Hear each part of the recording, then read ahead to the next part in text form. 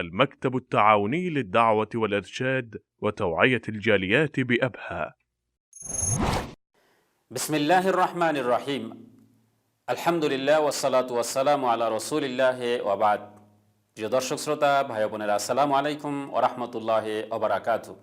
আল্লাহ সুবহানাহু ওয়া তাআলা আপনাকে আমাকে এই দুনিয়াতে সৎকর্মের প্রতিযোগিতার জন্য পাঠিয়েছেন, আর তাই তো তিনি কোরআনুল কারীমের একাধিক সূরার ভিতরে বলতেছেন, ফাস্তাবিকুল খায়রাত, হে আমার বান্দারা, হে আমার গোলামেরা, তোমরা ভালো কাজের প্রতিযোগিতা করো। ঠিক একইভাবে আল্লাহ সুবহানাহু ওয়া তাআলা সূরাত আলে ইমরানের ভিতরে বলতেছেন, ওয়াসারিউ ইলা মাগফিরাতিম মির রাব্বিকুম ওয়া জান্নাতিন আরদুহাস সামাওয়াতু ওয়াল আরদু উইদ্দাত লিল মুত্তাকিন, তোমরা তোমাদের রবের মাগফিরাত, ক্ষমা এবং দয়া পাওয়ার জন্য প্রতিযোগিতা করো সৎকর্মের।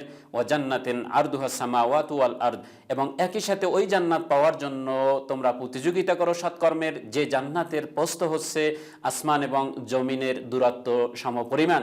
উইদ্দাত লিল মুত্তাকিন, যে জান্নাতকে রব্বুল আলামিন প্রস্তুত করে রেখেছেন মুত্তাকিদের জন্য। ঠিক একইভাবে আল্লাহ সুবহানাহু ওয়া তাআলা সূরাতুল হাদীদের ভিতরে বলতেছেন, সাবিকু ইলা মাগফিরাতিম মির রাব্বিকুম ওয়া জান্নাতিন আরদুহা কাআরদিস সামাই ওয়াল আরদ উইদ্দাত লিল্লাযিনা আমানু বিল্লাহি ওয়া রুসুলি, তোমরা তোমাদের রবের মাগফিরাত পাওয়ার জন্য, ক্ষমা পাওয়ার জন্য ভালো কাজের প্রতিযোগিতা করো, এবং ওই জান্নাত পাওয়ার জন্য তোমরা প্রতিযোগিতা করো যে জান্নাতের প্রস্থ হচ্ছে আসমান এবং জমিনের দূরত্ব সমপরিমাণ।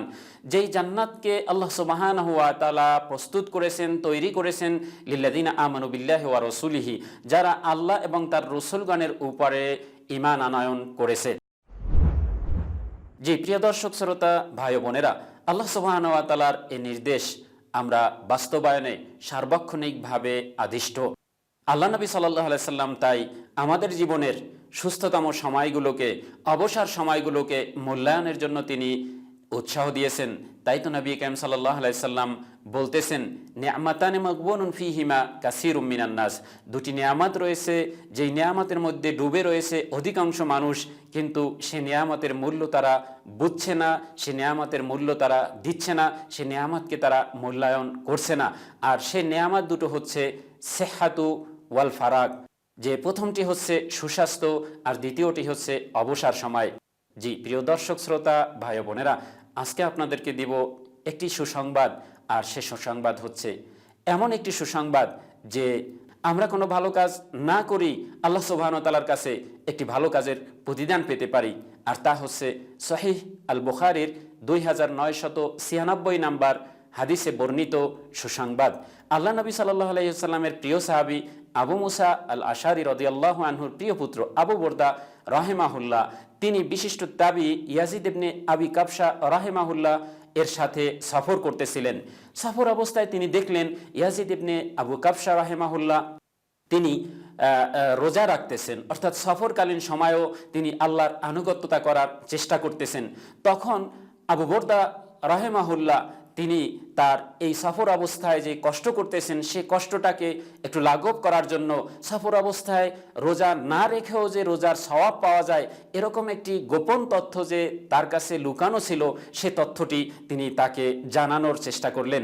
তখন তিনি বললেন যে, আমি আমার বাবা আবু মুসা আল আশারি রাদিয়াল্লাহু আনহুকে অনেকবার শুনেছি যে তিনি বলেছেন, আল্লাহ নবী সাল্লাল্লাহু আলাইহি ওয়াসাল্লাম বলেছেন। আল্লাহ নবী সাল্লাল্লাহু আলাইহি ওয়াসাল্লাম কি বলেছেন?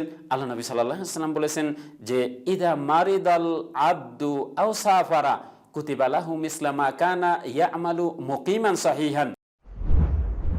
হ্যাঁ আবু কাবশা, তুমি শুনে রাখো যে তুমি যদি সফর অবস্থায় কষ্ট করে নফল রোজা নাও রাখো, তারপরও তোমার আমল নামায় নফল রোজা লিপিবদ্ধ করা হবে। আর সে গোপন তথ্য বা গোপন সূত্র হচ্ছে যে, হে ইয়াজিদ ইবনে আবু কাবশা, তুমি যদি মুকিম অবস্থায় কিংবা সুস্থ অবস্থায় যদি তুমি কোনো সৎকর্ম করো, তাহলে যখন তুমি অসুস্থতার কারণে ওই সৎকর্মটি করতে পারবে না, অথবা সফরে থাকার কারণে ওই সৎকর্মটি করতে পারবে না, তখন আল্লাহ সুবহানাহু ওয়া তাআলা তোমার আমলনামায় ঠিক হুবহু যে সৎকর্মগুলো তুমি সুস্থ অবস্থায় করতে, যে সৎকর্মগুলো তুমি মুকিম অবস্থায় বাড়িতে থাকা অবস্থায় করতে, ঠিক সম পরিমাণ সৎকর্ম তোমার আমলনামায় আল্লাহ সুবহানাহু ওয়া তাআলা লিপিবদ্ধ করবেন। সুবহানাল্লাহি ওয়া বিহামদিহি সুবহানাল্লাহিল আযীম। আমাদের জীবনে সুস্থতার সময়টাই হচ্ছে বেশি। মুকিম অবস্থা অর্থাৎ অবসর সময়, বাড়িতে কর্মব্যস্ততা মুক্ত সময়টাই হচ্ছে আমাদের জীবনে বেশি সময়।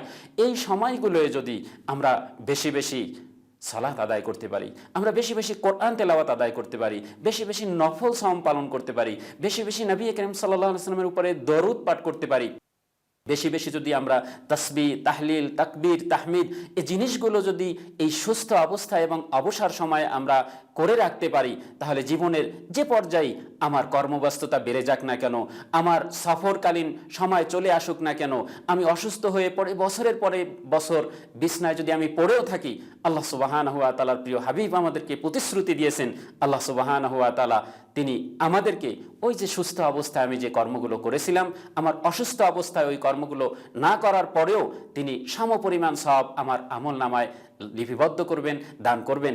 একই সাথে আমি মুকিম অবস্থায় বাড়িতে থাকা অবস্থায় অবসরকালীন সময়ে আমি যে সৎকর্মগুলো করেছি, সফর অবস্থায় আমি যখন ভ্রমণে থাকব, সেই অবস্থায় যদি ব্যস্ততার কারণে ওই সমান সৎকর্মগুলো যদি করতে নাও পারি, আল্লাহ সুবহানাহু ওয়া তাআলা আমার আমলনামায় ঠিক সমপরিমাণ সৎকর্ম লিপিবদ্ধ করবেন।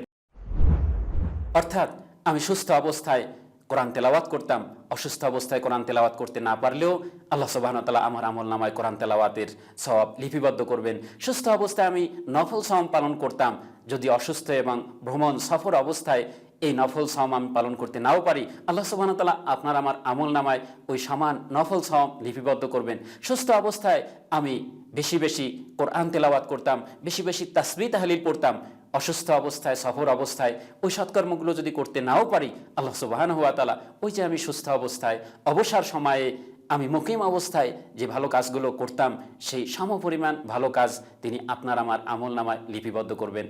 আসুন প্রিয় দিনী ভাই ও বোনেরা, আমরা আমাদের সুস্থতাকে, আমাদের অবসর সময়কে, আমাদের মুকিম অবস্থাকে ভালো কাজে পরিপূর্ণ করে রাখি, যাতে করে জীবনের যে কোনো পর্যায়ে অসুস্থ হয়ে পড়লে তখন আমাদের অপারগতায় আমরা যদি ভালো কাজ করতে নাও পারি, আল্লাহ সুবহানাহু ওয়া তাআলা ওই যে সুস্থ অবস্থায় ভালো কাজ করেছিলাম সেই সমপরিমাণ ভালো কাজ আপনার আমার আমলনামায় লিপিবদ্ধ করে দেবেন। আমরা অবসর সময়কে যদি আল্লাহর আনুগত্যতায় কাজে লাগাই, আর সফর ভ্রমণকালীন সেই ব্যস্ততার ভিতরে সেই ধরনের আনুগত্যতা যদি করতে নাও পারি, আল্লাহ সুবহানাহু ওয়া তাআলা আমাদের প্রতি করুণা করে ওই যে মুকিম অবস্থায় আমি যে ভালো কাজগুলো করতাম, সেই কাজগুলোর সমপরিমাণ সওয়াব, সমপরিমাণ আমলের প্রতিদান তিনি আপনার আমার আমলনামায় লিপিবদ্ধ করবেন। আল্লাহ সুবহানাহু ওয়া তাআলা আমাদেরকে এই হাদিসের উপরে আমল করো, তো এরকম আমল ছাড়াই বিশাল এক প্রতিদান অর্জনের তৌফিক দান করেন। আমিন। ওয়া আখির দাওয়ানা আনিল হামদুলিল্লাহি রাব্বিল আলামিন ওয়া সাল্লাল্লাহু ওয়া সাল্লাম আলা নাবিয়িনা মুহাম্মদ। ونحمل هم هدي الجاليات بآيات الكتاب البينات بها كم أبصروا سبل النجاة فضجوا بالشهادة ناطقين فضجوا بالشهادة ناطقين